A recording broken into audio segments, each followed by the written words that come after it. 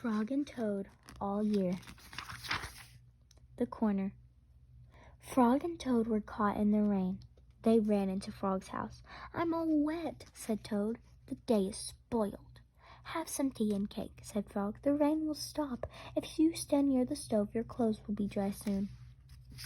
"I will tell you a story while we are waiting," said Frog. "Oh, good," said Toad.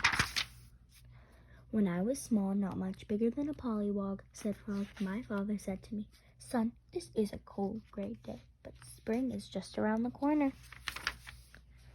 I wanted spring to come. I went out to find that corner. I walked down a path in the woods until I came to a corner. I went around the corner to see if spring was on the other side." "And was it?" asked Toad. "No," said Frog. "There was only a pine tree, 3 pebbles, and some dry grass." I walked in the meadow. Soon I came to another corner. I went around the corner to see if spring was there. "Did you find it?" asked Toad. "No," said Frog. "There was only an old worm asleep on a tree stump." I walked along the river until I came to another corner. I went around the corner to look for spring. "Was it there?" asked Toad. "No," said Frog. "There was only some wet mud and a lizard who was chasing his tail." "You must have been tired," said Toad. "I was tired," said Frog. "And it started to rain." "I went back home. When I got there," said Frog, "I found another corner. It was the corner of my house." "Did you go around it?" asked Toad.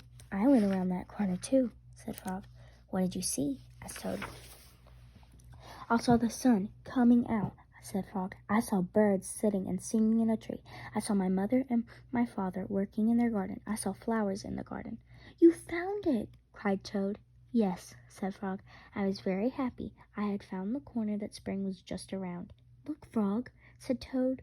"You were right. The rain has stopped." Frog and Toad hurried outside. They ran around the corner of Frog's house to make sure that spring had come again. Facts about the author. Arnold Lobel was both a writer and an illustrator of books for children. Frog and Toad were 2 of many wonderful characters he created.